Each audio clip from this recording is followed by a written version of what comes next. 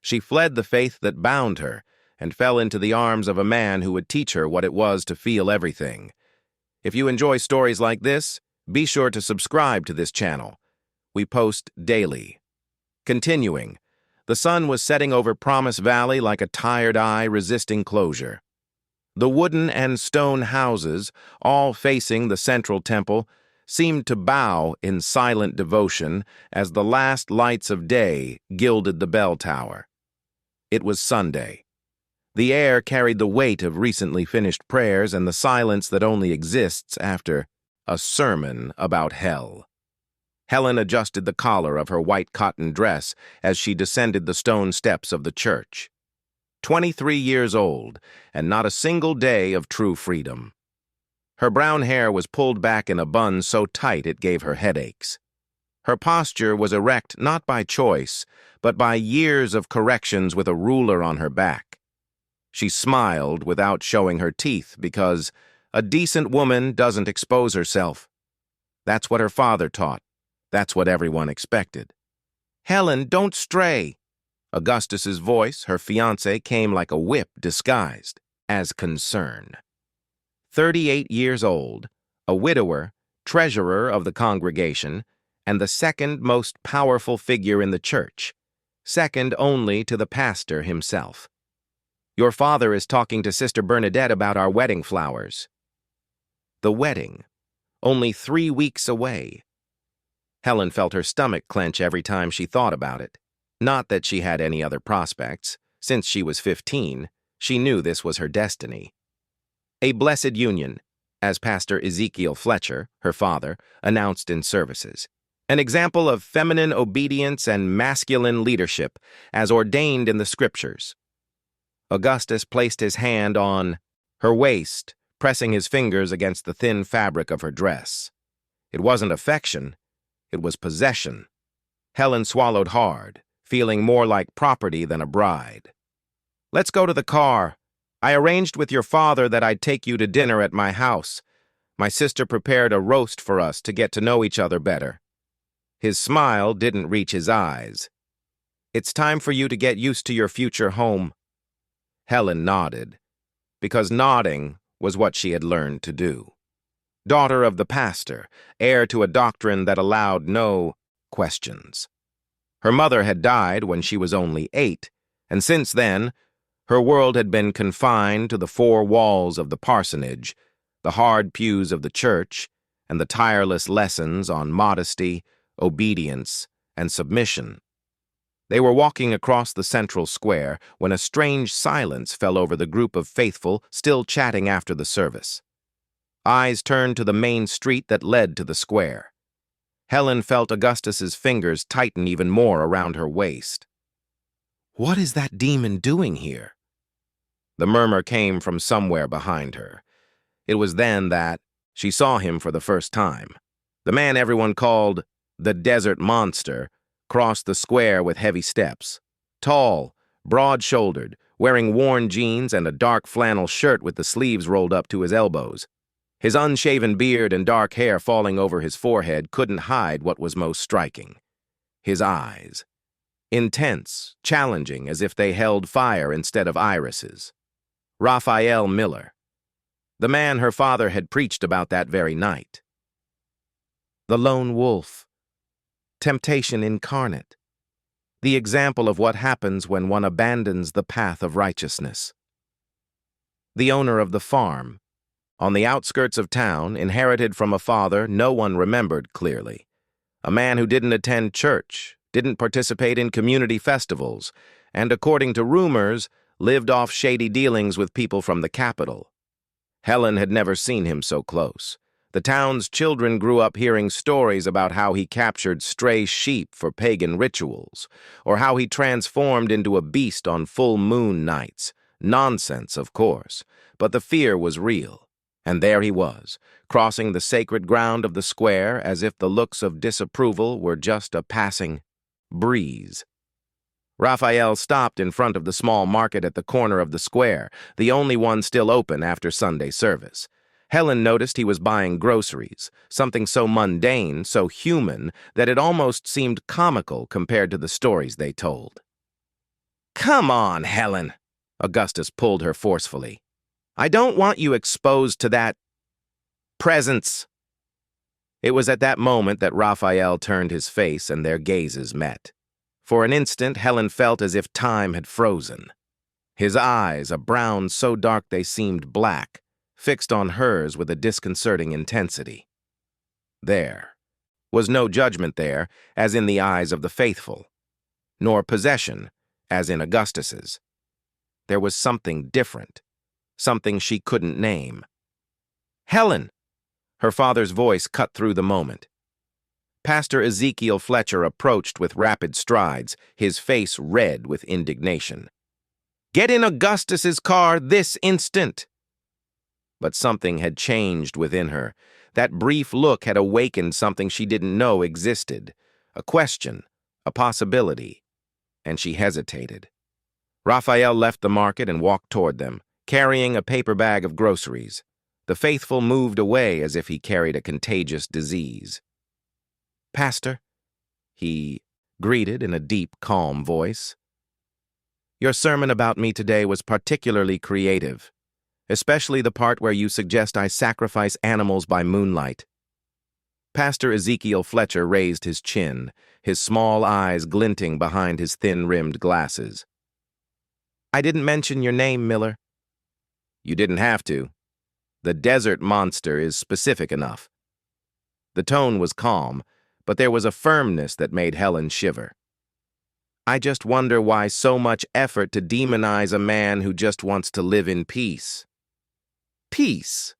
Augustus stepped forward, pulling Helen behind him as if protecting her. Is that what you call your nefarious influence? Your progressive ideas reaching our children? The forbidden books we know you hide on your property? Raphael chuckled, a low sound devoid of humor. His eyes met Helen's again as she watched the scene over her fiancé's shoulder.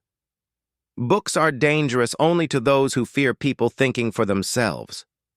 He paused and then added, looking directly at Helen, just as control is only necessary when one fears the freedom of another. Helen felt a shiver run down her spine. It was as if he spoke directly to her, as if he saw beyond appearances, beyond the modest dress and submissive posture. Enough. Pastor Ezekiel Fletcher took a step forward. You are not welcome here, Miller. This square belongs to the faith community of Promise Valley, and your presence contaminates our moment of communion. The square is public, Pastor, and as far as I know, I pay my taxes like any citizen. Raphael remained calm, but his eyes didn't leave Helen's. And perhaps your daughter should have the right to decide who she wants to be with, instead of being pushed from one man to another as if she were church property. The silence that followed was thick as fog. Augustus lunged forward, his face contorted in fury, but the pastor stopped him with a gesture. My daughter was raised in the ways of the Lord. She knows her place and her responsibilities. The pastor spoke with the same intonation he used in the pulpit. And in 3 weeks, she will be married to a God-fearing man, protected from evil influences like yours. Raphael took a step forward, ignoring Augustus, ignoring the pastor, his eyes fixed only on Helen. Is that what you want? He asked her directly. Is this the life you chose? The world seemed to paralyze. Never in her entire life had anyone asked Helen what she wanted. Her choices had always been made by others, what clothes to wear, what words to say, what dreams to have, what man to accept. And now, before the entire congregation, a stranger, the very man the community feared, was offering her something she had never had, the power to decide. This is absurd. Augustus gripped her arm tightly, pulling her back. Helen is my fiancée. Our marriage is God's will. Is it his will? Raphael pointed to the pastor. Or yours? Because it doesn't seem to be hers. Helen looked at her father, at Augustus, at the horrified faces of the faithful watching the scene. Then she looked at Raphael, at those eyes that didn't demand, only asked.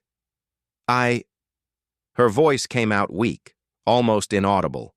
She cleared her throat and tried again, surprised by her own sound. I never had a choice. There's always a choice.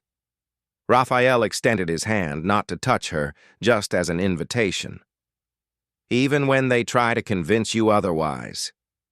Helen, don't be ridiculous. The pastor's voice was tense. This man is trying to manipulate you. Everything we've built, everything we've planned, everything you planned. Helen heard her own voice gain strength. I never planned any of it. Augustus squeezed her arm harder, his fingers leaving marks on her fair skin. You are embarrassing your father, your church. You are embarrassing me. It was that pain, that pressure of his fingers on her flesh, that finally broke something inside Helen. 23 years of silence and obedience crumbling in a single instant of clarity. She pulled her arm away forcefully, freeing herself from his grip. No. The word came out as a whisper at first, then louder. No. I don't want this. I never did.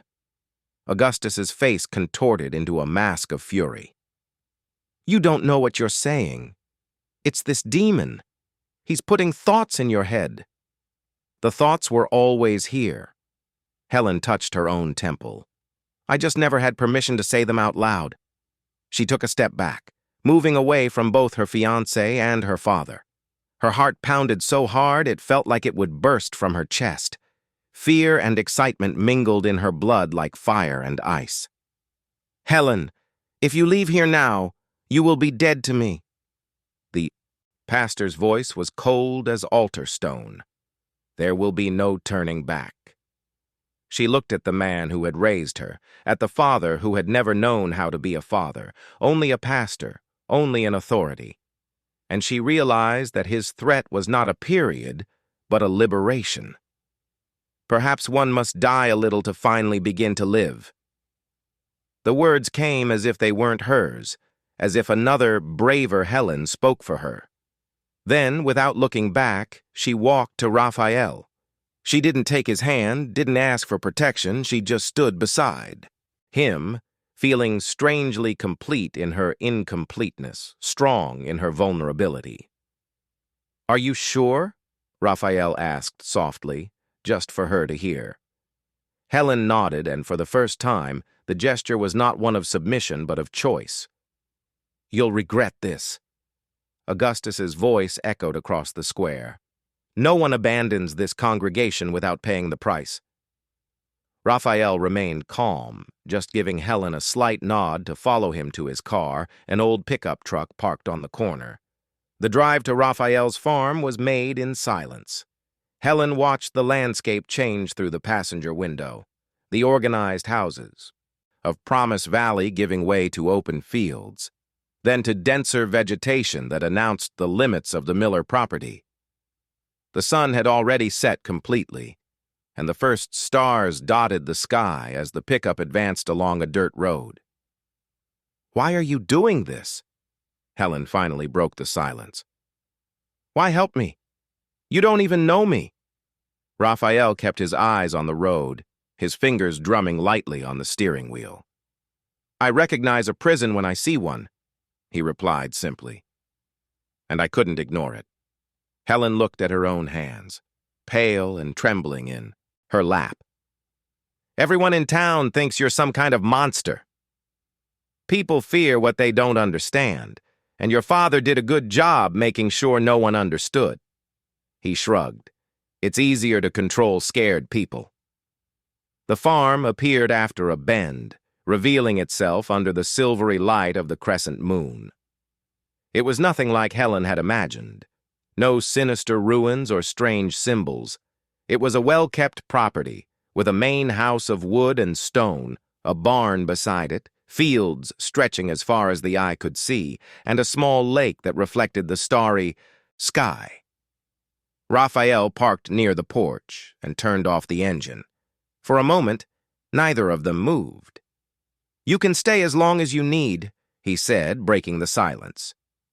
There's a guest room I haven't used in years, but it's clean. Tomorrow we can discuss your plans, where you want to go, what you want to do. Helen stared at him, confused. You don't expect me to... That we... Raphael let out a brief laugh, the first she had heard from him. I'm not rescuing you from a tyrant to become another, Helen. His eyes met hers in the dim light of the car. You are free here. Free to stay, free to leave, free to set your own limits. He got out of the car and Helen followed him, taking a deep breath of the night air. The smell was different there. Damp earth, fresh grass, freedom. There was no constant weight of church incense, nor the suffocating scent of Augustus's strong cologne. The house was simple inside, but comfortable. Rustic furniture, some scattered books, a stone fireplace. There were no crucifixes on the walls, no framed scriptures, just a few old photographs and a landscape painting. Helen felt strangely at ease in that unfamiliar space. Raphael showed her the room, small, clean, with a single bed, a dresser, and a window overlooking the field. The bathroom is down the hall. There are clean towels in the cabinet. Make yourself at home. Before leaving, he stopped at the door. Helen, I know you're scared. I know all this happened too fast. But I want you to know. You made a courageous choice today. Perhaps the bravest of your life. When he closed the door, Helen sat on the bed, feeling the mattress yield under her weight. For the first time since she could remember, there was no one telling her what to do, how to sit, how to breathe. The silence around her was not one of disapproval, but of possibility. She stood up, went to the window, and opened it completely. The night air came in like a caress, bringing with it the scent of the fields and the soft murmur of crickets. Helen loosened her tight bun, letting her brown hair fall over her shoulders. She took off her shoes and felt the wooden floor under her bare feet. And then, without warning, tears came, not of fear or sadness, but of relief. Like a dam finally breaking after years of holding back turbulent waters. She cried silently, letting out everything she had held inside for so long. The girl who lost her mother too soon. The teenager who was never allowed to discover who she was. The young woman forced to accept a future others had designed for her. When the tears dried, Helen felt exhausted, but curiously light. She lay on the bed without taking off her white dress, that same dress that symbolized everything she had left behind. Tomorrow would be another day. The first day of the rest of her life. A life of her own. On the other side of the closed door, Raphael sat in the living room with an open book on his lap, but his eyes couldn't focus on the words. He thought of the young woman now sleeping in his guest room, of her gaze when she finally made her decision in the square, of the silent courage he saw born there. He also thought of his own mother, how she never had a chance to escape, how she was consumed by a faith that demanded absolute submission, how she died believing her devotion would save her. He couldn't help her then. Perhaps he could make a difference now, for this woman who had found the strength to break her own chains.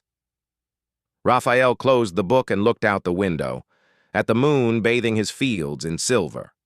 For a moment, he allowed himself to feel hope, a feeling he had long forgotten how to savor.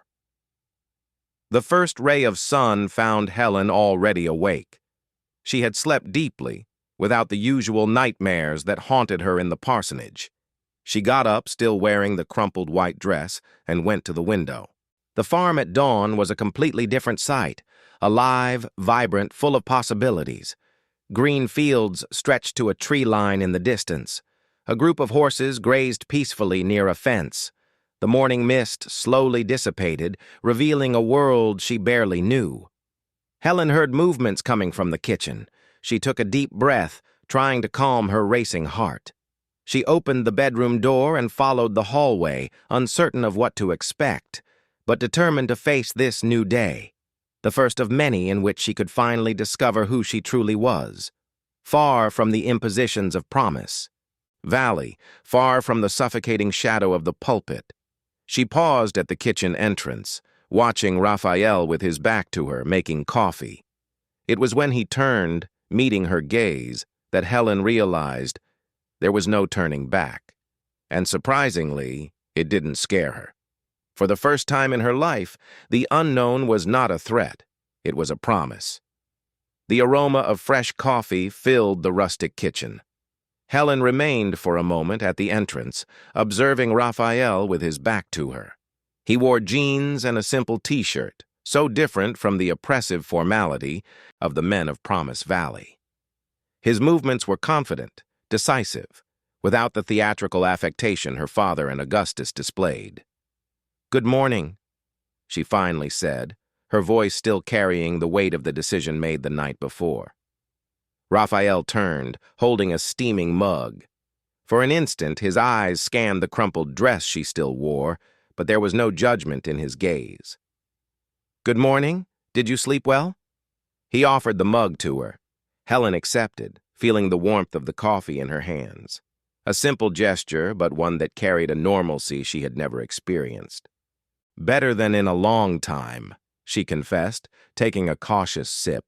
The taste was strong, unsweetened, nothing like the weak tea allowed at home. "I made eggs and there's bread. Nothing elaborate, but it will sustain you." Raphael indicated the small wooden table where breakfast was served. "Later we can sort out your clothes. You can't just wear that dress." Helen nodded, sitting at the table. She ate in silence, savoring each bite as if it were the first time. In a way, it was. Eating without having to listen to sermons, without having every movement observed and corrected. "Why, did you do it?" she asked again, placing her fork on the plate. "Why help me?" Raphael sat opposite her, his dark eyes studying her with an intensity that wasn't intimidating, just attentive. "My mother used to attend your father's church," he began, his voice lower, more controlled. "A long time ago, before you were born, probably. It was a smaller congregation then, but the methods were the same. Control, manipulation, fear." Helen felt a shiver run down her spine, but she didn't interrupt. "My father wasn't a religious man. He was a farmer, practical, simple. But he loved my mother." Raphael took a sip of coffee. When she started to change, to distance herself, to repeat the pastor's words as if they were her own, he tried to argue. It was the worst mistake he could make. "What happened?" Helen asked, though she feared the answer. "The pastor convinced my mother that my father was an evil influence, that she needed to distance herself. She took the little she had and took me to live in a small room behind the church." His eyes fixed on a distant point, as if seeing those memories unfold. "I was 10 years old. My father tried to get us back, but she refused to see him. The pastor said he was possessed, that he wanted to contaminate us with his disbelief." Helen felt a knot in her throat. That sounded exactly like her father's tactics. "My mother fell ill, an illness that could have been easily treated if she had gone to the doctor in time. But the pastor said it was a divine trial, that faith would cure her." Raphael paused, his jaw tense. "When I finally convinced her to go to the hospital, it was too late." "I'm so sorry," Helen murmured, genuinely moved. "My father took me back, but he never fully recovered. He died 5 years ago, leaving me this farm." Raphael looked at her directly again. "So, when I saw you yesterday, when I saw the same look my mother had, someone trapped in a golden cage, I couldn't stand by. Not this time." The silence that followed was thick, laden with untold stories, with shared pains. Helen felt something shift between them, a deeper understanding, a connection that went beyond that moment. "What happens now?" she asked, finally. "That depends on you." Raphael stood up, collecting the plates. As I said, you can stay as long as you need, but eventually you'll have to decide what you want to do with your life. The idea was simultaneously terrifying and liberating. Helen had never planned a future of her own. There had always been someone to tell her the next step, the next obligation. I don't even know where to start, she admitted. With the basics, then. Raphael offered a slight smile, the first she had seen from him since she arrived. First, new clothes. I have some shirts that might fit temporarily. Then, we can go to the neighboring town to buy what you need. It's big enough that no one from Promise Valley will bother us. 2 hours later, Helen looked at her reflection in the bathroom mirror, almost not recognizing the woman who stared back at her. She wore one of Raphael's plaid shirts, too big, tied at the waist over a pair of old jeans he had found at the back of the closet. She had washed her hair and left it down, falling in waves over her shoulders. No makeup, no ornaments, just herself in her rawest, truest form. The trip to the neighboring town was silent, but not uncomfortable. Helen watched the landscape through the pickup's window, absorbing every detail as if seeing the world for the first time.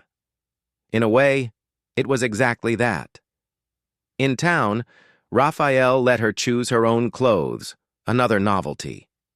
All her life, her wardrobe had been dictated by church rules.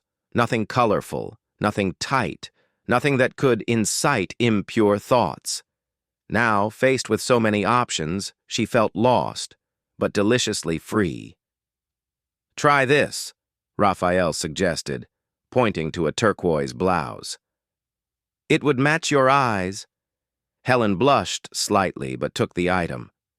In the changing room, she contemplated her reflection again, now with a blouse that highlighted the blue of her eyes and jeans that, although simple, defined her curves in a way that would never have been allowed in Promise Valley.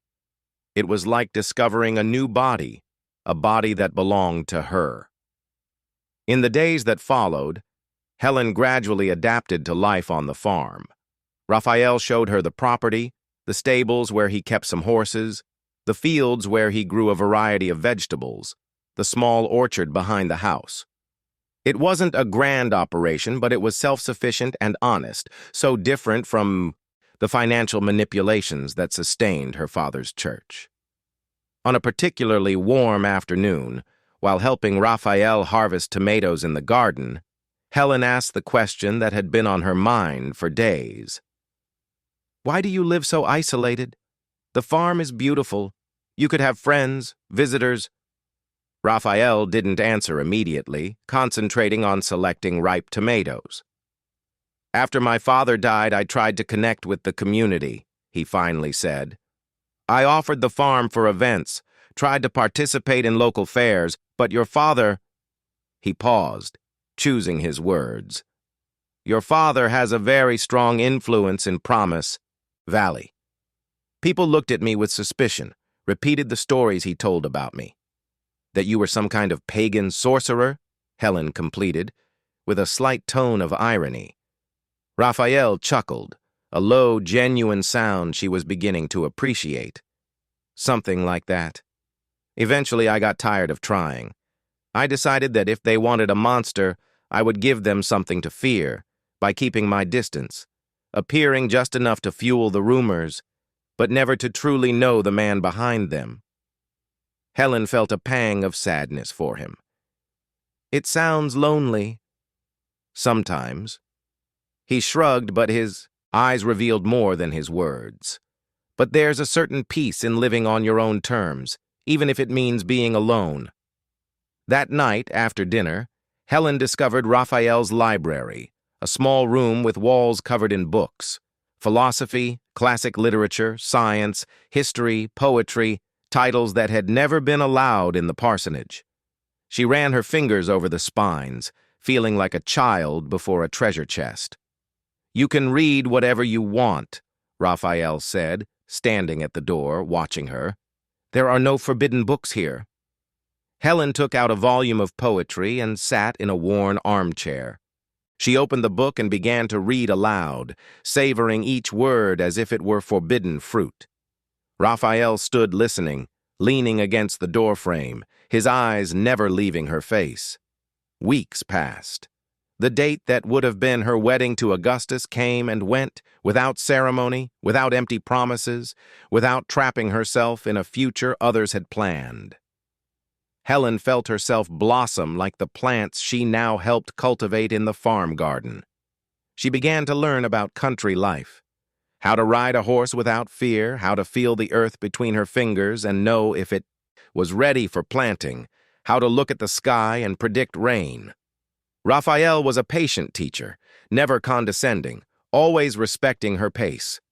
And there were moments, brief, unexpected, when their hands accidentally touched as they worked side by side, or when their gazes met across the table during dinner and something electric, alive, pulsed between them. But Raphael never crossed the line, never pressured, never assumed, until the night of the storm.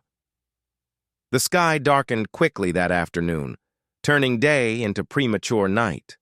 The wind began to howl around the house, making the windows rattle.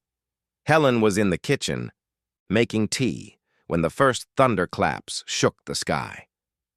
"It's going to be a strong storm." Raphael entered, bringing firewood for the fireplace. "The horses are agitated." "Should we check on them?" Helen asked, watching the rain begin to fall heavily. Raphael nodded, grabbing 2 raincoats hanging near the door. "If you can help me, it would be good. We need to calm them down." They ran to the stable under the torrential rain, mud staining their boots, lightning illuminating the path in ghostly flashes. The horses whinnied nervously, agitated by the thunder. Helen had never been so close to animals during a storm. In the parsonage, she stayed locked in her room, praying as instructed, while nature raged outside. Raphael showed her how to calm the animals, speaking softly, stroking their necks, ensuring they were safe. Helen observed the gentleness with which he treated the horses, especially an older animal with a scar on its flank. "This is Thunder," Raphael explained when he noticed her gaze. "He was my first rescue. His old owner mistreated him, used cruel spurs. When I bought him, he was almost dead. No one believed he would survive." Helen approached cautiously, extending her hand to touch the horse. "But you believed in him." "I believed in his ability to heal, if he had a chance," Raphael corrected, his eyes meeting hers in the dim light of the stable. "Sometimes that's all we need. A chance, a safe space to rebuild ourselves." The look they exchanged then was different from all previous ones. There was a vulnerability, an openness that went beyond words. Helen felt her heart race, and it was no longer from fear. A particularly strong lightning bolt struck nearby, instantly followed by deafening thunder. The horses became agitated again. Helen, startled and instinctively, moved closer to Raphael. He put an arm around her shoulders, a protective, not possessive gesture. "It's all right," he murmured so close she could feel his breath. "They're safe now.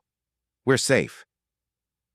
When they returned to the house, they were soaked despite the raincoats. The electricity had gone out, and the living room was lit only by the fire in the fireplace. Raphael went to get towels, while Helen remained near the fire, trembling slightly. "Here." He returned, offering her a towel and dry clothes. "You can change in my room if you want. It's warmer than the bathroom now." Helen accepted the clothes, another one of his shirts, too big for her, and a pair of drawstring sweatpants. She went to Raphael's room, a space she hadn't yet seen. It was simple like the rest of the house, but cozy. A large bed with a dark quilt, an antique wooden dresser, some books on the nightstand, a photograph, which she supposed was of his parents, in a simple frame. She changed quickly, feeling strangely intimate wearing his clothes, being in that space that carried his scent, his essence. When she returned to the living room, Raphael had lit some candles and prepared 2 mugs of spiced mulled wine. To ward off the cold, he offered her a mug. They sat on the rug in front of the fireplace, the flames dancing, casting shadows on the walls. The wine was sweet and warm, going down Helen's throat like a caress. She had never drunk alcohol before. It was forbidden in the congregation. But there, on that stormy night, it felt natural, part of this new life she was building. "What else have you never experienced?" Raphael asked softly, as if reading her thoughts. Helen reflected, the wine already beginning to relax her. "Almost everything," she confessed with a shy smile. "I've never been to a movie theater. I've never danced. I've never—" She hesitated, blushing. "I've never been kissed." "Not really." Raphael's eyes darkened in the firelight. "Augustus never—" "He kissed me sometimes, but always—" Helen searched for the words. "Always as if it were his right, not something shared, and always under supervision. We were never truly alone." Raphael took a sip of wine, his eyes never leaving hers. "Your life was very controlled." "And yours was very lonely," she replied, surprising them both with her boldness. They were silent for a moment, only the crackling of the fire and the drumming of rain on the roof filling the space between them. Helen realized she was closer to him now, their knees almost touching on the rug. "Helen," Raphael's voice was low, almost a whisper. "What do you want? Now, in this moment?" The question hung between them, laden with possibilities. Helen felt her entire body vibrate with an unknown anticipation. In her father's house, desires were sins to be confessed and repressed. Here, they were invitations to be explored. "I want to live," she replied, her voice firm despite her racing heart. "I want to feel. I want to discover who I am when I'm not being watched, judged, controlled." Raphael put his mug aside and slowly, as if handling something infinitely precious, reached out to touch her face. His fingers traced the line of Helen's jaw, so lightly it could have been just the breeze. She closed her eyes, allowing herself to fully feel that touch. "May I kiss you?" he asked, and the question itself was a revolution. No one had ever asked permission to touch her before. Helen opened her eyes, meeting his gaze. "Yes," she whispered. Raphael leaned in, closing the distance between them with deliberate slowness, giving her all the time in the world to retreat if she wished. But Helen didn't want to retreat. For the first time in her life, she wanted to move forward, to dive in, to discover. Their lips met softly at first, a light touch like butterfly wings. Helen felt a warmth spread through her body, starting where their mouths touched and radiating to her fingertips. Raphael deepened the kiss slowly, his hand sliding to the nape of her neck, burying itself in her loose hair. It was a kiss that told stories, of patience, of respect, of desire contained for weeks. When they finally separated, both were breathless, as if they had run a long distance. "That," Helen murmured, touching her own lips, "that was a real kiss." Raphael smiled, and there was something new in his eyes, a sparkle that blended tenderness and desire. "Only the beginning of what you can discover if you wish." Helen felt intoxicated, and it wasn't just the wine. It was by freedom, by desire, by this version of herself that was emerging from the ashes of her old life. She took the initiative this time, leaning forward, seeking his lips. Again. They kissed for a long time, exploring, discovering, learning the silent language of bodies. Raphael's hands remained respectful, never crossing unspoken boundaries. It was Helen who gradually guided him to explore more. A touch on her neck, her shoulders, her back. "We can stop whenever you want," he whispered against her lips. "There's no rush, no expectations." But Helen didn't want to stop. 23 years of repression were crumbling like a broken dam, releasing a desire she barely knew existed within her. She guided his hand to the hem of the shirt she was wearing, a silent permission. Raphael looked at her intensely, seeking certainty in her eyes. What he found there must have convinced him, for slowly, with reverence, he slipped his hand under the fabric, touching the bare skin of her waist. Helen gasped at the contact, closing her eyes to fully absorb the sensation. His hands were rough from farm work, but his touch was delicate, almost venerable. "Look at me," he asked softly. She opened her eyes, meeting his, dark, intense, but completely present and attentive. "I want you to see me," he continued. "I want you to know that you are in control, that you can say no at any time." Those words, more than any caress, completely disarmed Helen. It was the antithesis of everything she had known, a man who didn't demand submission, but offered partnership. "I see you, Raphael," she responded, her voice finding new strength. "And I want you to see me too, all of me." With deliberate movements, she removed the shirt she was wearing, exposing herself to the flickering firelight. There was no shame in her gesture, only a silent declaration of autonomy over her own body. Raphael inhaled deeply, his eyes scanning her exposed skin with contained admiration. "You are beautiful," he murmured, but made no move to touch her until she took his hand and guided it. What began before the fireplace continued in his bedroom, in his large bed. Helen discovered her body as an unexplored territory, mapped by Raphael's hands and lips. Every sensation was new, every discovery a small miracle. He guided her with infinite patience, always attentive to her signals, always asking, never assuming. When they finally united completely, it was not a conquest or a submission. It was a meeting of equals, a dance for which Helen found she already knew the steps, even never, having danced before. It was as if her body had waited for this moment, for this man who truly saw her, who deeply respected her. Afterward, lying side by side with the storm still roaring outside, Helen felt a peace she had never known. Her body was sated, her mind clear, her soul complete. For the first time in her life, she was exactly where she wanted to be, with whom she wanted to be, doing what she wanted to do. Raphael traced soft patterns on her bare back, his eyes following the movements of his own fingers. "Regretting it?" he asked softly.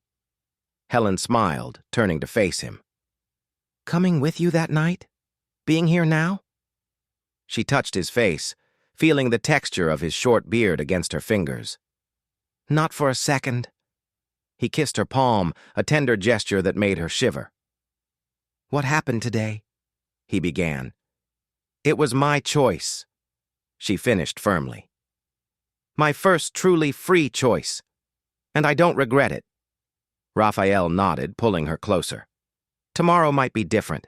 You might feel different, and that will also be valid." Helen rested her head on his chest, listening to the steady rhythm of his heart. "Tomorrow I will decide again, and the day after, and always. That's the gift you gave me, Raphael. Not just a roof, not just a bed, but the right to choose every single day." They fell asleep like that, intertwined, as the storm gradually calmed outside. The world had changed that night, not just because of what had happened between them, but because of the woman Helen was becoming, mistress of herself, of her body, of her decisions. What neither of them knew was that while they slept peacefully in Promise Valley, another storm was brewing. Pastor Ezekiel Fletcher had not given up on his straying daughter, nor had Augustus given up on his stolen fiancée. In the back room of the church, by the light of a single lamp, the two men plotted, fueled by wounded pride and threatened power. "We've found something, Pastor," Augustus said, spreading some documents on the table. "Something that can finish Miller once and for all." The pastor adjusted his glasses, examining the papers. A cold smile formed on his thin lips. "The desert monster's days are numbered," he murmured. "And my daughter will return to the path of righteousness, whether she wants to or not." The conspiracy took shape under the sacred roof, woven with threads of lies and manipulation. But this time, it was not an innocent young woman they would face. It was a woman who had tasted freedom and discovered her own strength. And by her side, a man who had already lost too much to religious falsehood to allow history to repeat itself.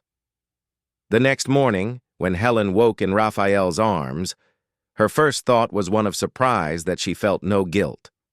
All her life she had been taught that desire was sinful, that pleasure was shameful. But all she felt was a deep sense of peace and belonging. Raphael was already awake, watching her with attentive eyes. "Good morning," he murmured, brushing a strand of hair from her face. Helen smiled, stretching like a cat in the sun. "Good morning. How do you feel?" There was a caution in his question, a respect for any change the daylight might have brought. "Alive," she replied simply, leaning in to kiss him lightly. "More alive than I've ever felt." Raphael visibly relaxed, pulling her closer. "The storm has passed," he commented, indicating the window where sunlight streamed in golden rays.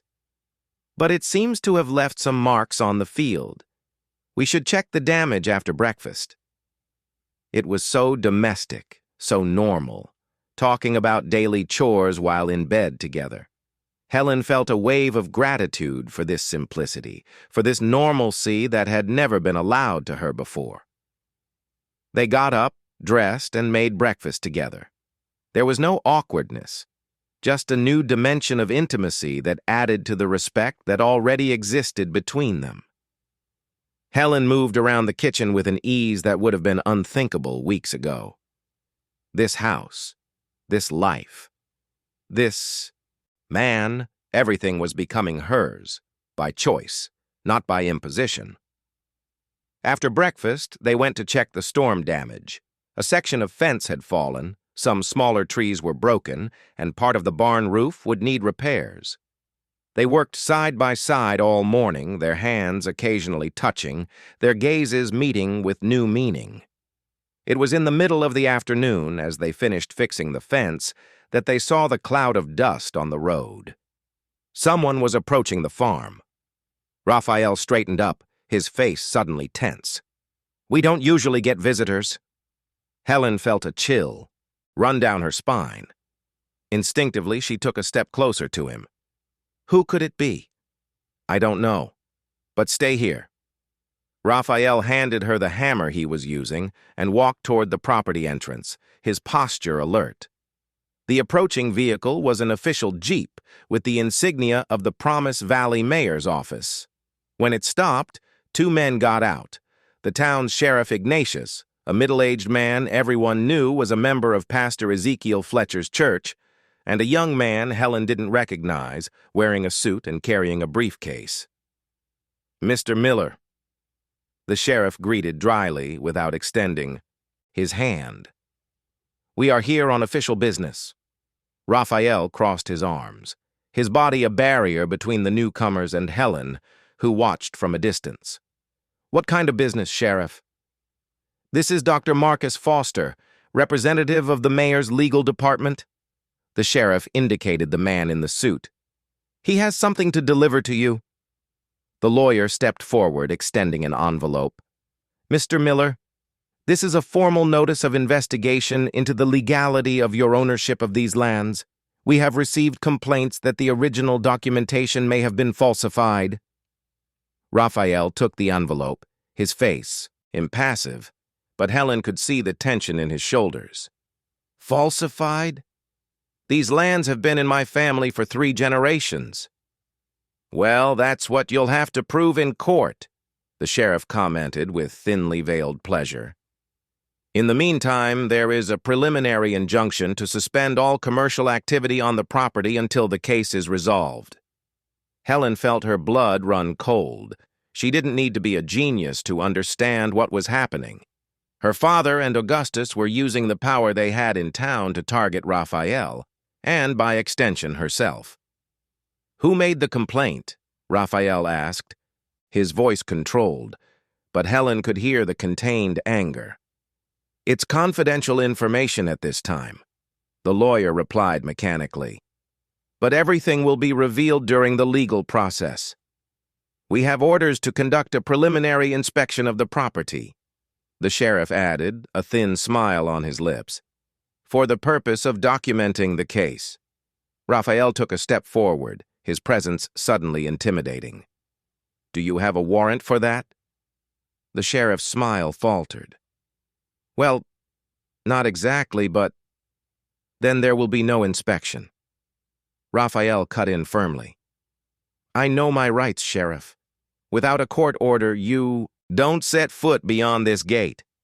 The sheriff frowned, clearly displeased. "That could be interpreted as obstruction, Miller."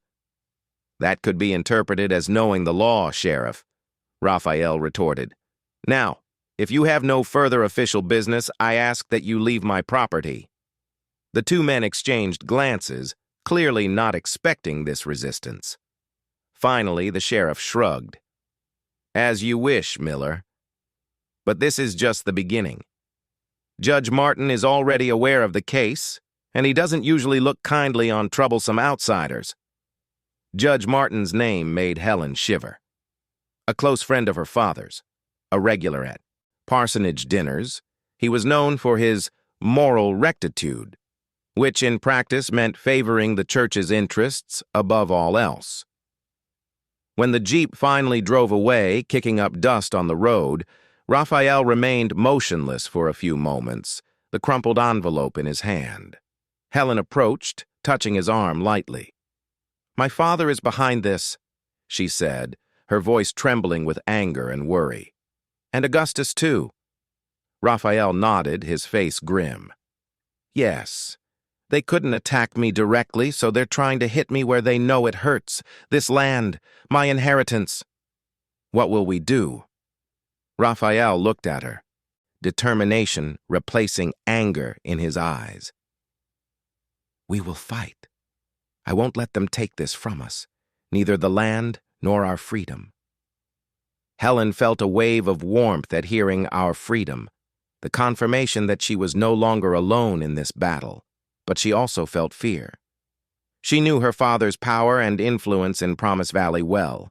He controlled not only the inhabitants' faith, but also their opinions, their businesses, their decisions.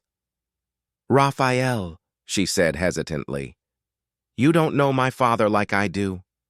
He won't stop. This is just the beginning." Raphael pulled her close, kissing her forehead, softly. "I won't stop either, Helen. I've already lost too much to men like him. I won't lose you, too." That night, after a silent and tense dinner, Raphael spread old documents across the living room table. Deeds, contracts, yellowed photographs. The history of the Miller family and that land, told in paper and ink. "My grandfather bought these lands legally almost 70 years ago," he explained, showing the original deed.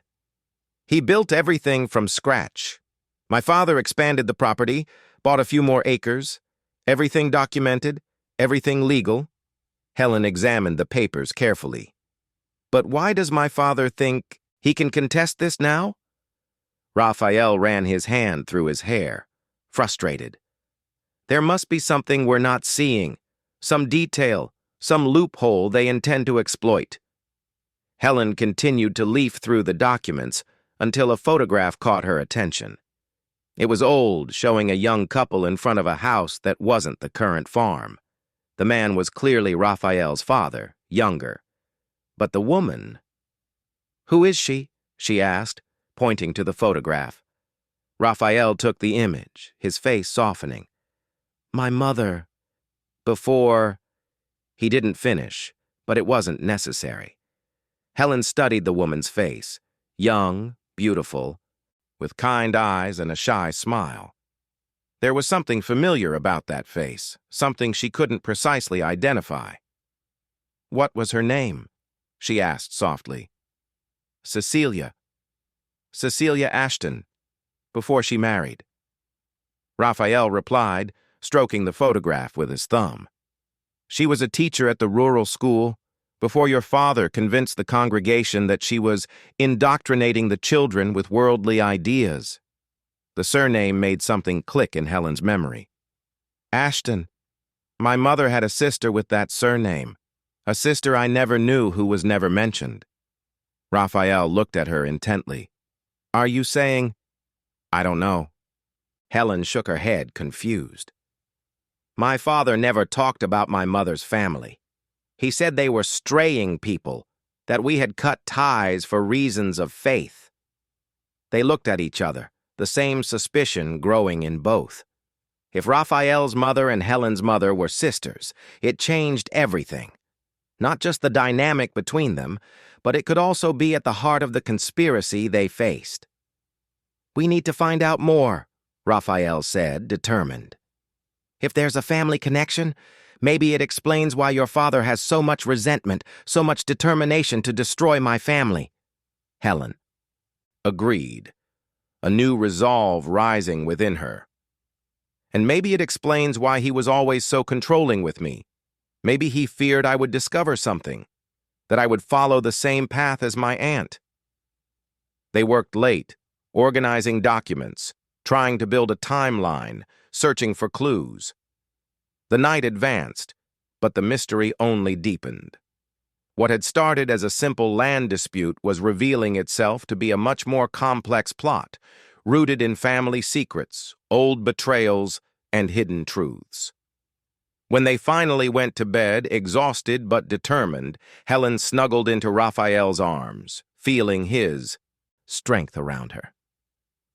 "I'm afraid of what we might discover," she confessed in the dark. Raphael hugged her tighter. "The truth can be painful, but it's always better than a lie. Believe me, I've lived much of my life in the shadow of the lies they told about my family. It's time to bring everything to light." Helen closed her eyes, trying to push away the fear. She knew she was on the right path, even if it was difficult. For the first time, she was fighting for something that truly mattered, not just for Raphael or for herself, but for the truth her father had tried to bury for so long. Sleep finally enveloped her, but it was restless, populated by fragmented dreams where familiar faces merged. Her father's severe face, Augustus's possessive gaze, the gentle smile of the mother she barely remembered, and the sad eyes of the woman in the photograph, the aunt she had never known, the mother of the man she now loved. Yes, she loved him. The realization came amidst the confused dreams. She loved Raphael, not with the obedient, fearful love she had been taught to feel, but with something real, deep, and freely chosen. And for this love, for this newfound truth, she was willing to face any storm that came, including the one her own father was preparing, in the shadows of the temple that had for so long been her prison. Morning arrived with cruel clarity, the sun shining over the farm as if nothing had changed, but everything had changed. Helen felt it as soon as she opened her eyes, the weight of the threat hanging over them like a persistent shadow. Raphael was already up, talking on the phone in the living room in a low, tense voice. "I understand. Yes, I'll bring all the documents. Thank you for the heads up, Doctor." He hung up when Helen entered the room, wearing one of his shirts. There was a tension in his shoulders that she had already learned to recognize. "Who was it?" she asked, pouring herself coffee. "A lawyer from Riverton, a friend of my father's. I managed to schedule an appointment for this afternoon." Raphael ran a hand through his hair, a gesture that betrayed his worry. "We need someone who has no ties to Promise Valley. Someone not under your father's influence." Helen nodded, sitting at the table. "I'm coming with you." Raphael looked at her, a hesitation in his eyes. "Are you sure? It could be dangerous. If your father or Augustus find out—" "I've already made my choice, Raphael." She interrupted him, her voice firm. "I won't hide. I won't go back to being that scared girl they controlled." A brief smile touched his lips. "You've changed." "I'm becoming who I was always meant to be," she replied, reaching out to touch his hand across the table.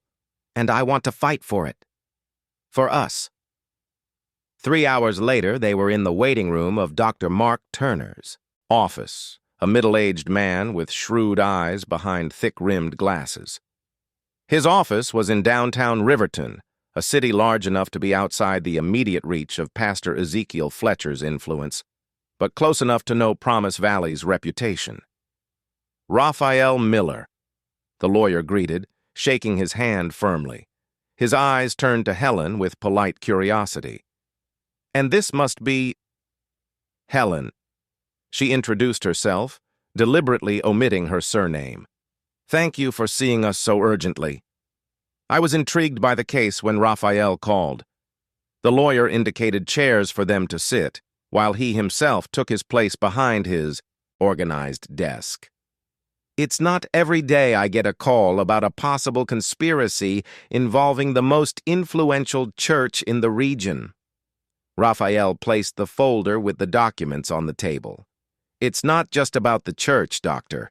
It's about land, power, and, apparently, about family secrets that are resurfacing." For over an hour, they explained the situation. The arrival of the investigation notice, the suspicion of Pastor Ezekiel Fletcher's and Augustus's involvement, and the recent discovery of the possible family connection between Raphael's mother and Helen's mother. Dr. Turner listened attentively, making occasional notes, his face remaining neutral. When they finished, he removed his glasses and meticulously cleaned them with a tissue, a habit that seemed to give him time to organize his thoughts. "Let's analyze the facts," he began, putting his glasses back on. "You have all the original property documentation, which appears to be in order. The complaint is vague, mentioning only alleged falsification without specifying which document is under suspicion. And there's this Judge Martin, who has close ties to the pastor." "And to Augustus," Helen added. "The judge's son works for him in church administration." The lawyer nodded, absorbing the information. "A well-woven web of influence, typical of small towns with centralized power structures." He flipped through some of the documents Raphael had brought. "But there's something that intrigues me. Why now? If the pastor has always had this influence, why wait so long to attack the legality of the Miller property?" "Because now it's personal," Helen replied, her voice low but firm. "I chose Raphael. I chose to leave the church, to abandon the arranged marriage. My father would never forgive such public humiliation. And Augustus lost not only a fiancé, but his status in the congregation," Raphael completed. "He was seen as the pastor's natural successor, the man who would marry the spiritual leader's daughter and eventually take control." Dr. Turner intertwined his fingers, thoughtful. "So we're dealing with wounded pride, threatened power, and revenge. Powerful motives." He stood up, walking to a small table with a coffee maker. He poured 3 cups and offered them to his clients before continuing. "But something is still missing from this story," he said, returning to his chair. "The connection between the families. If Raphael's mother really was your mother's sister, Helen, that could explain much more about the pastor's behavior over the years. It wouldn't just be about the land or the recent scandal. It would be about something much older and deeper." Helen sipped her coffee, reflecting. "My father never talked about my mother's family. When I asked, he would just say they had chosen the path of perdition and that we had cut ties for spiritual purity. I always thought it was just another one of his religious justifications to control who I could or couldn't know." "We need to investigate this connection," the lawyer stated, decisive. If we can prove there's a personal conflict of interest behind this alleged legal investigation, we can disqualify the case before it even reaches a judge. And if we discover that the pastor is hiding something about your family's past, we might have a powerful weapon to defend ourselves. Where do we start? Raphael asked. Civil records, Dr. Turner replied promptly. Birth certificates, marriage certificates, death certificates, documents that cannot be easily manipulated even by someone with the pastor's influence. He paused, looking directly at Helen. Do you know your mother's maiden name? Helen hesitated. Clara Ashton, I believe. She died when I was 8. My father rarely spoke of her afterward. And Raphael's mother was Cecilia Ashton. The lawyer wrote down the names. I will assign an investigator to search for these records immediately. In the meantime, you need to be cautious. If the pastor and Augustus are willing to use dubious legal means to target you, we cannot rule out other tactics. Raphael nodded gravely. I'll reinforce security on the farm. And I suggest you avoid Promise Valley for now, the lawyer added. Helen, especially you, as the pastor's daughter, your presence in town could create complicated situations. She agreed, though she felt a pang of frustration. There was still something in Promise Valley she needed to face, not just her father, but her own past, the memories she had left behind when she chose freedom. As they left the office, Raphael held Helen's hand, a silent gesture of support. The afternoon was clear, the sky an intense blue that seemed to mock the gravity of the situation they faced. What are you thinking? He asked as they walked to the car. Helen took a deep breath, organizing her thoughts. That there might be something in the parsonage that could help us. Some document, some clue about my mother's and your mother's past. My father always kept a locked office where he stored his personal files. Raphael stopped, turning to face her. You're not thinking of going back there. It wasn't a question, but Helen answered anyway. That's exactly what I'm thinking. Helen, it's too dangerous. His voice was tense, worried. If your father or Augustus catch you, they won't, she stated, with a confidence she didn't know she possessed until that moment. I know that house better than anyone. I know when my father leaves for pastoral visits. I know where he keeps the keys. I know all the corners where I used to hide as a child. And most importantly, I know exactly what to look for. Raphael ran a hand over his face, clearly torn between the need for information and the fear of putting her in danger. I can't let you go alone. You can't come with me either. Helen argued softly but firmly. You are the last person who could enter that town unnoticed. I, on the other hand, can disguise myself. No one would expect the obedient pastor's daughter to return like this, of her own free will. Helen, Raphael, she interrupted him, holding his hands. Since I fled that life, I've been making choices, my own choices. This is another one. I need to face this past to be able to move forward. I need to find these answers, not just for us, but for myself. He looked at her for a long time, the conflict evident in his eyes. Finally, he nodded reluctantly. When? Tomorrow, she decided. Wednesday is pastoral visit day. My father leaves early and only returns at dusk. It will be our best chance. The plan was simple, but risky. Raphael would drop her off near Promise Valley, from where she would walk to the parsonage using a back path she knew from childhood. Once there, she would have a few hours to search for any documents or clues about the connection between the families. Afterward, she would meet Raphael at the same spot for the return. That night, on the farm, the tension was palpable. Dinner, washing dishes, tidying the kitchen, everyday gestures performed with an additional weight, as if each moment were precious, as if the future were too uncertain to be taken for granted.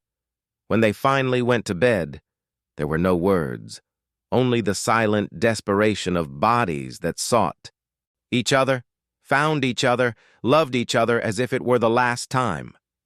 Helen memorized every sensation, the texture of Raphael's skin under her fingers, the warmth of his lips, the rhythm of his breathing when he finally fell asleep, a protective arm still around her. But sleep didn't come for Helen. She lay awake, watching the ceiling, mentally rehearsing each step of the plan for the next day. She couldn't deny the fear, not just of physical danger, but of facing the past, of confronting the lies upon which her life had been built.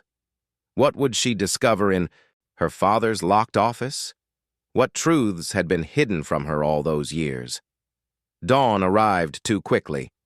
Helen dressed in discreet clothes, jeans, a dark t-shirt, a cap to hide her hair, nothing that resembled the modest pastor's daughter in her demure dresses. Raphael prepared a breakfast they barely touched, anxiety robbing them of their appetite. "If anything goes wrong, if you feel the slightest sign of danger, leave immediately," Raphael repeated, as he placed a small backpack in the back seat of the pickup. "Don't risk it. Documents are not worth your safety." Helen nodded, though both knew she wouldn't back down easily. Not anymore. The woman who had left Promise Valley weeks ago was not the same one now planning to return. There was a determination in her, a strength that not even fear could shake. The drive to the outskirts of town was made in tense silence. Raphael stopped the pickup on a secondary road hidden by trees, about a kilometer from town.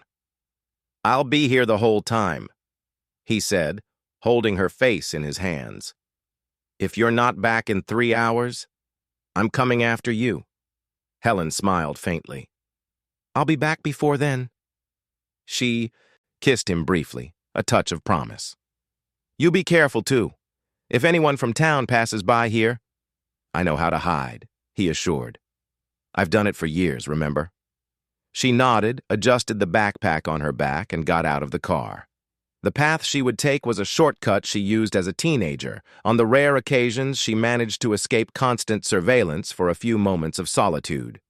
It crossed a small woods and came out at the back of the parsonage property, far from the curious eyes of the congregation. Helen's heart pounded as she walked along the familiar path, each step bringing back memories she had tried to suppress. The feeling of suffocation, of being constantly watched, judged, the weight of expectations, the guilt for every independent thought, every secret desire.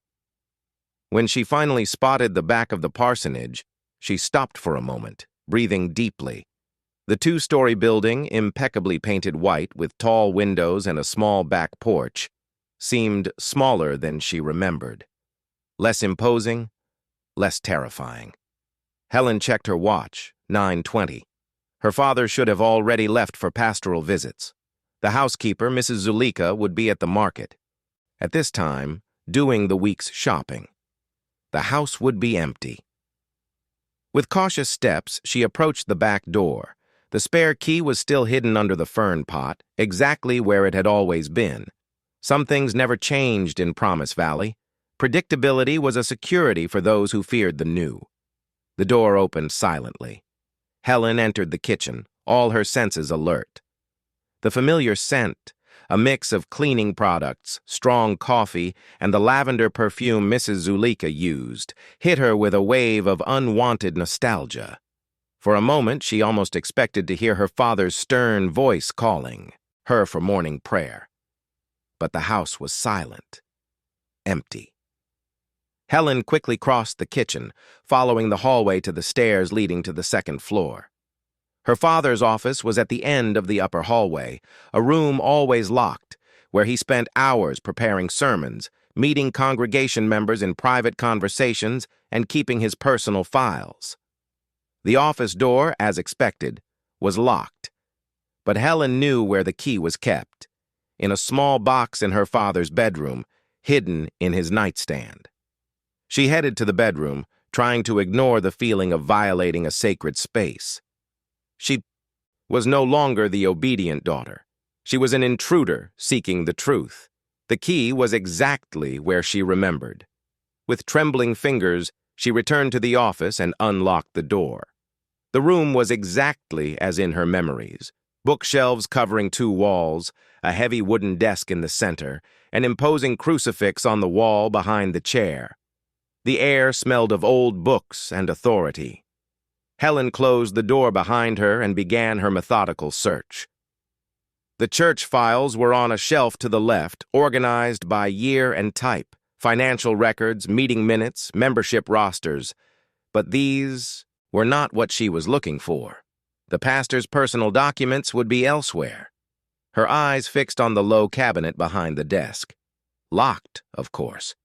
But years of silent observation had taught her that the key was in a small secret compartment in the central desk drawer. Helen opened the drawer, found the compartment, and there it was, a small golden key. The cabinet contained several folders organized with the obsessive meticulousness that characterized her father. Property deeds, insurance policies, bank documents. And at the bottom, a wooden box with the simple label, Clara. Helen's heart raced. Clara. Her mother.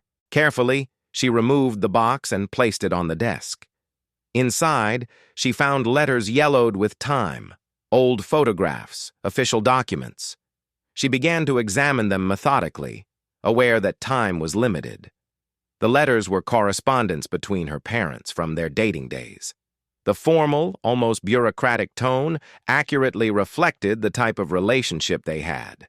Not a union of love, but an agreement based on shared values and divine purpose. Helen felt a deep sadness for the mother she had barely known, trapped in such a cold marriage. Among the documents, she found her parents' marriage certificate and, more importantly, her mother's birth certificate, which confirmed Clara Ashton, daughter of Anthony Ashton and Josephine Ashton, the same surnames as Raphael's mother. But it was a photograph that made her heart stop. It showed 2 young women, arms linked, smiling at the camera. One of them was clearly her mother. The other, undoubtedly, was the woman in the photograph at Raphael's house, Cecilia. On the back of the photograph, a simple inscription, Clara and Cecilia, sisters always, 1980. Helen felt tears in her eyes. So it was true. Her mother and Raphael's mother were sisters, which meant that she and Raphael were...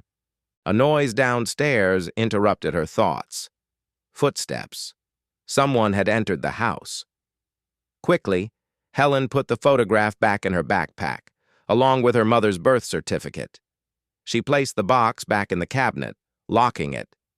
She was about to leave the office when she heard voices. Male voices she would recognize anywhere.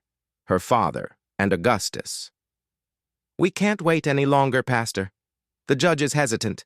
We need something more concrete." "I have everything under control, Augustus." Her father's voice, authoritative as always. "The documents are almost ready." Helen felt a chill. What documents? What were they planning? The footsteps approached the stairs. There was no way out without being seen. Desperate, Helen looked around, searching for a hiding place. The built-in closet on the side wall, large enough for one person, where her father kept his research materials. It was her only chance. Silently, she entered the closet, closing the door just as the voices reached the hallway. Through a small crack, she saw her father and Augustus enter the office. "Where are they?" Augustus asked, impatient. Pastor Ezekiel Fletcher went to the desk, opened a drawer Helen hadn't checked, and pulled out a folder. "Here, the original deed, for the Miller lands." Helen held her breath. How did her father have that document? "And the other papers? The will?" Augustus insisted. "All here." The pastor opened the folder, spreading documents on the table. Anthony Ashton's original will, leaving everything to his 2 daughters in equal parts, the deed showing that the lands originally belonged to him, and the document Cecilia signed, transferring her share to Clara when she married that good-for-nothing Miller. Helen watched, stunned.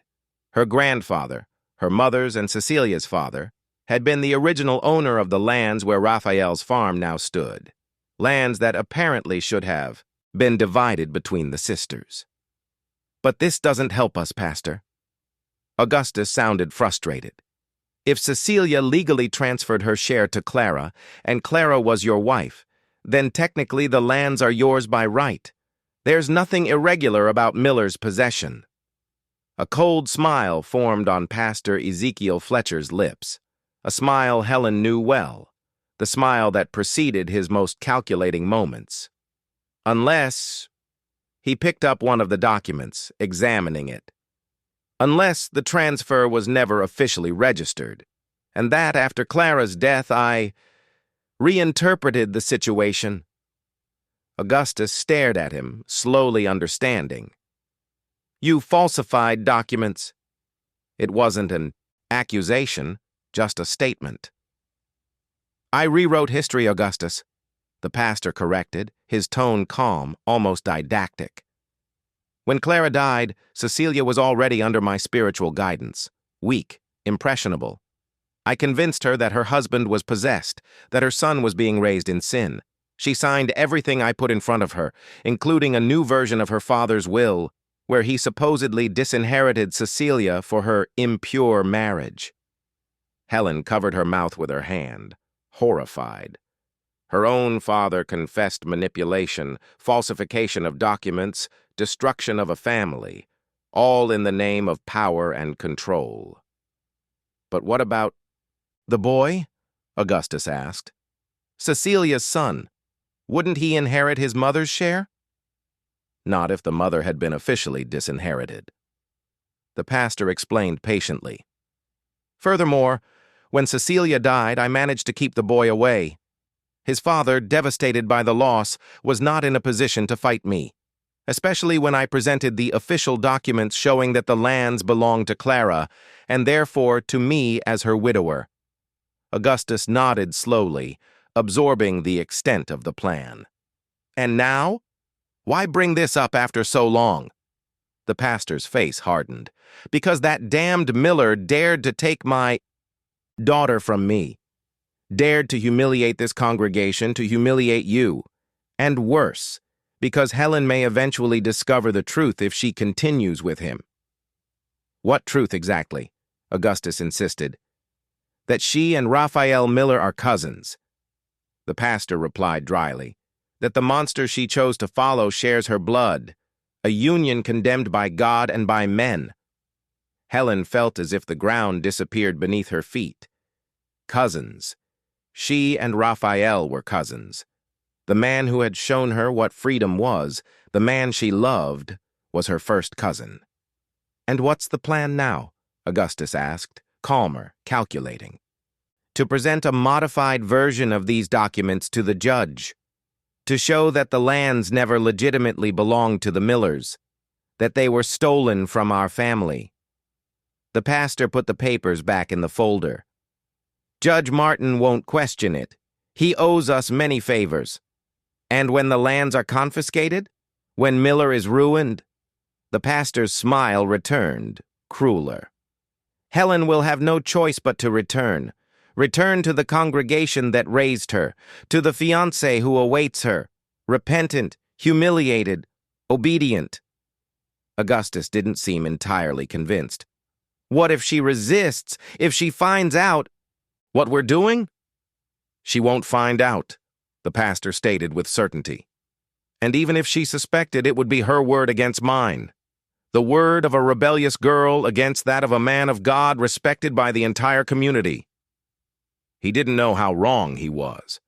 Helen, in her hiding place, gripped the strap of her backpack where she had stored the evidence.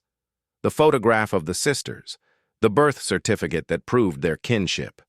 And now, she had heard her father's direct confession, the lie, the manipulation, the theft disguised as religious righteousness. The two men continued, talking for a few minutes, discussing details of the plan, before finally leaving the office. Helen waited, her heart pounding so hard she feared they could hear it, until she was sure they had gone downstairs. She cautiously left the closet, her mind working frantically. She needed to get out of there as quickly as possible. She needed to tell Raphael what she had discovered, both about the conspiracy and about their kinship. But most importantly, she needed to take the evidence she had found and what her father kept in the desk drawer. Silently, she approached the drawer the pastor had mentioned. It was locked. Frustrated, Helen looked around, searching for the key, when she heard footsteps returning. There was no time. She would have to leave without the original documents. Quickly, she left the office, locking the door and returning the key to the bedroom. She went downstairs through the back, alert to any sound. Voices came from the front living room. Her father and Augustus were still in the house, probably finalizing the details of their wicked plan. Helen slid through the kitchen and reached the back door. Freedom was just a few steps away when a voice paralyzed her. "I knew you'd come back." Augustus stood at the kitchen entrance, blocking her escape route. His face wore a smile that didn't reach his cold eyes. "You were always predictable, Helen. Your father said you weren't, that you were an unpredictable disappointment. But I knew you better." Helen instinctively recoiled, looking for another way out. There was none. "Let me go, Augustus." Her voice sounded firmer than she expected. "It's over. I know what you did. What you're planning." His smile vanished. "What exactly do you think you know?" "Everything," she replied, trying to buy time, calculating her chances. "About the lands, about how my father manipulated Raphael's mother, about the falsified documents." Augustus took a step forward. "So you really have been snooping. Your father will be disappointed, even more than he already is." "My father is a liar and a thief," Helen retorted, anger replacing fear. "He stole what rightfully belonged to Raphael's family. He used religion to manipulate, control, destroy lives." "Your father did what was necessary to protect this community, to protect you, you ungrateful girl." Augustus was getting closer and closer. "And now, you're going home, to your true family, to me." Helen felt her back touch the wall. She was cornered. "Never," she whispered, with fierce determination. "I will never return to this prison. I will never again be controlled by you." Augustus reached her, gripping her arm tightly. "You have no choice, Helen. You never did." It was at that moment that Helen realized he was right. She had never had a choice.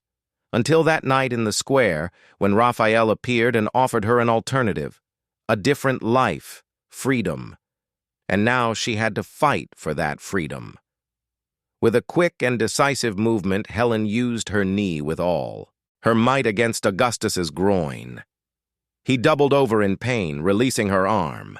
Without hesitation, she ran to the back door, pushing it open with all her strength.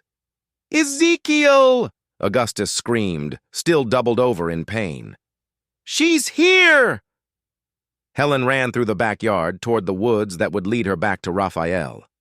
Behind her, she could hear her father's voice calling, Augustus's heavy footsteps recovering, chasing her. Fear gave wings to her feet.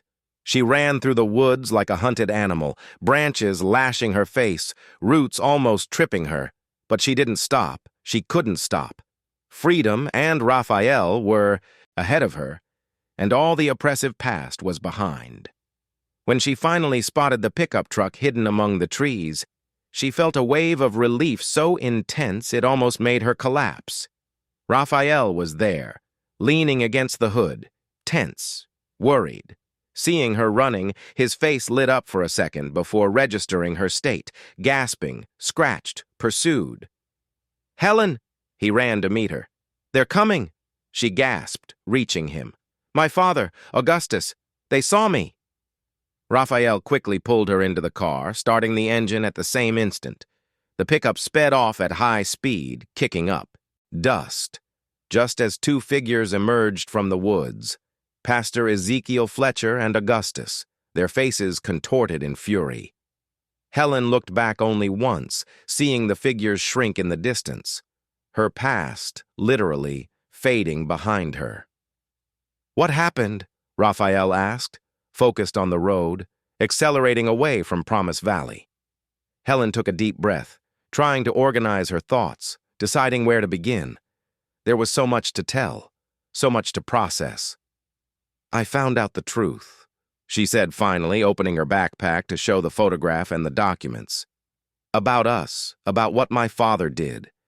As they drove back to the farm, Helen recounted everything: what she had found, the conversation she had witnessed while hidden, her father's confession about falsifying documents, about manipulating Raphael's mother, and finally, the truth she still couldn't fully process. "We're cousins, Raphael." Her voice faltered slightly. "Your mother and mine were sisters, daughters of the same man who originally owned the lands where your farm is." Raphael kept his eyes on the road, his profile tense, but not surprised. "I suspected," he admitted finally. "There was something familiar about you from the first moment. Something in your eyes, in your smile, as if I already knew you somehow. My father used that against us, said it's a condemned union." Raphael finally looked at her briefly. "And what do you think?" Helen reflected for a moment. "I think I've outgrown my father's condemnations. I think what we've built is truer, more honest than any relationship blessed by him ever was." A small smile touched Raphael's lips. "So, nothing changed for you?" "Everything changed," Helen replied, placing her hand over his on the steering wheel. "Now I know that what united us wasn't just chance. It was destiny correcting a past mistake.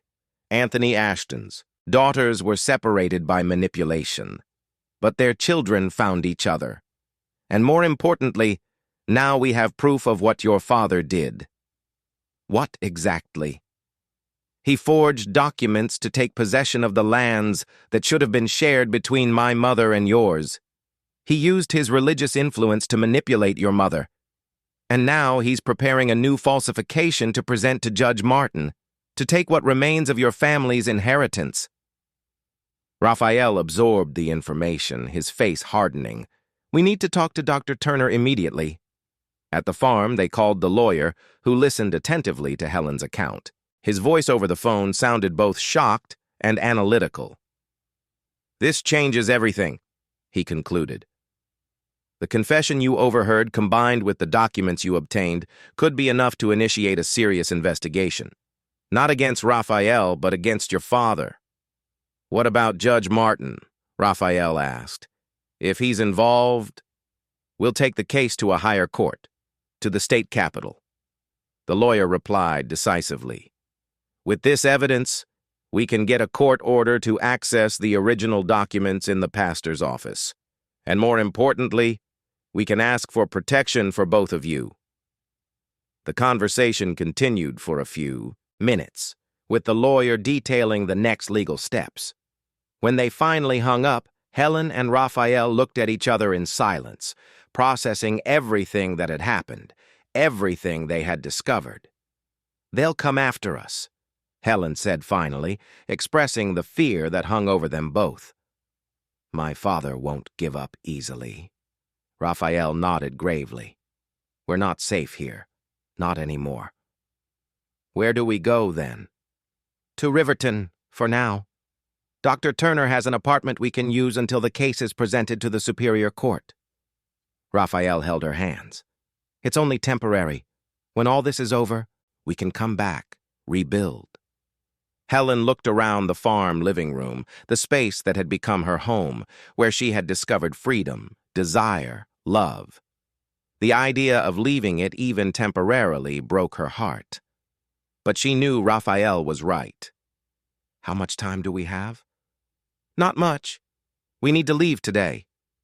Raphael was already moving, grabbing a suitcase, starting to gather essentials.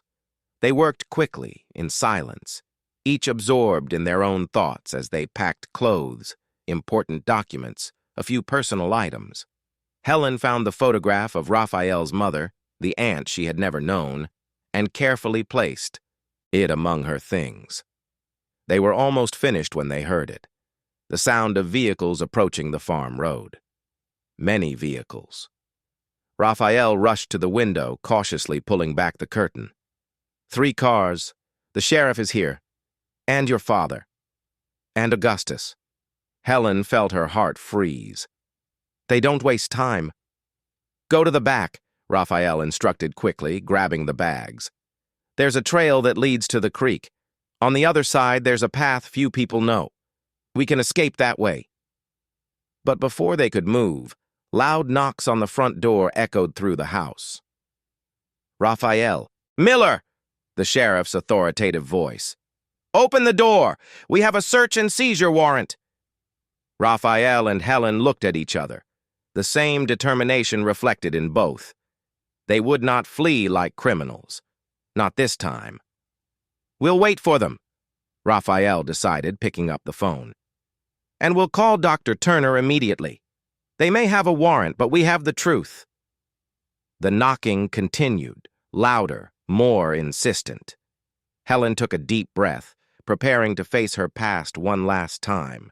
Her father, Augustus, all the structure of power and control they had built in Promise Valley. I'm with you, she said, holding Raphael's hand firmly. Until the end. Raphael opened the door. The sheriff was at the front, flanked by 2 officers. Behind them, Pastor Ezekiel Fletcher and Augustus, both with thinly veiled expressions of triumph. Raphael Miller, the sheriff began formally, we have a warrant for the search and seizure of documents related to the ownership of this farm, and a warrant for your temporary arrest, accused of falsifying documents and unlawful appropriation of land. Raphael remained calm, impassive. May I see the warrants, please? The sheriff handed over the documents, which Raphael examined carefully. And Miss Helen must also come with us, the sheriff continued, looking past Raphael to where Helen stood. At your father's request, for your own protection. My daughter was kidnapped and manipulated. Pastor Ezekiel Fletcher stepped forward, his voice imbued with the authority he used in the pulpit. She is clearly under this man's undue influence. Helen felt anger rise, hot and powerful. She stepped forward, placing herself beside Raphael. I wasn't kidnapped, Father. I fled. I chose to leave that life of lies and control. Her voice was firm, without tremor. And now I know everything. About the lands. About how you manipulated Raphael's mother. About the documents you falsified. The pastor's face paled slightly, but he quickly recovered. Helen is confused, Sheriff. This man filled her with lies, turned her against her own family, her own faith. I have proof, Helen countered, taking the documents from her backpack. The photograph of my mother with Cecilia Ashton's sisters, the birth certificate confirming the kinship, and most importantly, I heard you and Augustus confessing everything this morning in your office. A heavy silence fell over the group. The sheriff looked from Helen to the pastor, clearly uncomfortable with the direction the situation was taking. This is absurd, Augustus interjected, stepping forward menacingly. She's lying to protect this criminal. I advise you not to approach further, Mr. Augustus. Dr. Turner's voice sounded from behind the group. The lawyer had just arrived, accompanied by 2 men in suits, clearly not from Promise Valley. Who are you? The sheriff asked, confused by the new presence. Dr. Mark Turner, attorney for Mr. Miller and Miss Helen. He introduced himself formally, approaching. And these are Drs. Carter and Menzies from the state prosecutor's office. We came at their request with a court order to investigate complaints of document falsification, abuse of religious authority, and corruption involving Pastor Ezekiel Fletcher and Judge Martin of Promise Valley. The sheriff seemed completely lost, his gaze jumping between the pastor and the prosecutors. I wasn't informed. The investigation began only a few hours ago, after we received substantial evidence. One of the prosecutors explained, handing official documents to the sheriff. And it seems we arrived at an opportune moment. Pastor Ezekiel Fletcher took a step back, his face now visibly pale. "This is absurd! A conspiracy against a man of God!" "Documents don't lie, Pastor," Dr. Turner replied calmly. "And neither do witnesses, especially when that witness is your own daughter." What followed was a succession of events that Helen observed almost as if she were outside her own body. The arrest warrant against Raphael was revoked on the spot by the prosecutors. New warrants were presented for search and seizure of documents in the pastor's office, for the interrogation of Judge Martin, for investigation of church finances. And finally, the image she had never imagined seeing, her father and Augustus being led to an official car, not formally arrested yet, but summoned to provide immediate clarification in the state capitol. When everyone finally left, leaving only Helen and Raphael on the farm porch, the sun was beginning to set, painting the sky with shades of orange and red. A late afternoon almost identical to the one where it all began weeks ago, in the square of Promise Valley. "Is it over?" Helen asked, her voice small, still not believing the turn their lives had taken in just one day. Raphael pulled her close, his arms wrapping around her protectively. "Not completely. There will be interrogations, depositions, a long process ahead. But the worst is over. The truth is coming to light." "What about us?" she asked, raising her face to look at him. "We're cousins. Does that change anything for you?" Raphael touched her face gently, those same intense eyes that had captivated her from the first moment now filled with a quiet certainty. "It only changes this. Now I know why I felt I had known you forever." He smiled slightly. "Perhaps our shared blood recognized each other even when our minds didn't know. But no, it doesn't change what I feel for you. It doesn't change what we've built together." Helen smiled, feeling a peace she hadn't known in a long time. "Do you think our mothers would have approved? Clara and Cecilia?" "I think they would have been happy to know that their children found what they themselves could never fully have. Freedom to choose, freedom to love." They stood there, embraced on the porch, watching the sun set over the land they now knew was truly theirs. Not just by legal documents that would eventually be corrected, but by right of blood, by inheritance from their mothers, separated by manipulation and control, but reunited through them. The road ahead would not be easy. There would be stares, comments, judgments. Promise Valley would have to rebuild its faith on new foundations without the dominant figure of Pastor Ezekiel Fletcher. Helen and Raphael would have to face depositions, perhaps even a formal trial, but they were together. They had chosen each other, not by imposition or manipulation, but by love freely offered and accepted. And this was the only promise that mattered. Not the promise made at the altar before a congregation, but the silent promise made between two hearts that had found, in each other, the home they had always sought. When night finally fell over the farm, Helen and Raphael went inside, closing the door not to hide from the world, but to celebrate the victory they had won together, the victory of truth over lies, of freedom over control, of love over fear. And as the moon rose in the sky, bathing the room with its silvery light, two bodies met again, now with no secrets between them, no shadows of the past, only the vivid present and the future they would build, side by side, choice after choice, day after day.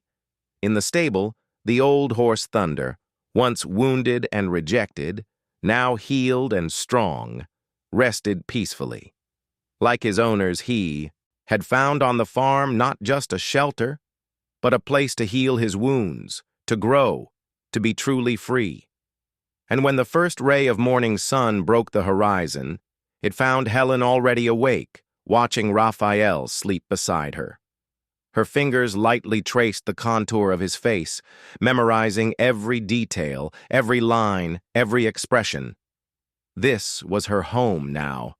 This man, this farm, this life she had chosen. No longer the pastor's daughter, no longer the promised fiancée, No longer the silenced girl, just Helen, woman, lover, warrior, free to speak, free to feel, free to, be. Outside, Promise Valley awoke to a new day, unaware of how the revelations to come would forever change the small town.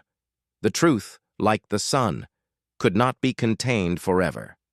Eventually, it found its way through the densest clouds, illuminating even the darkest corners.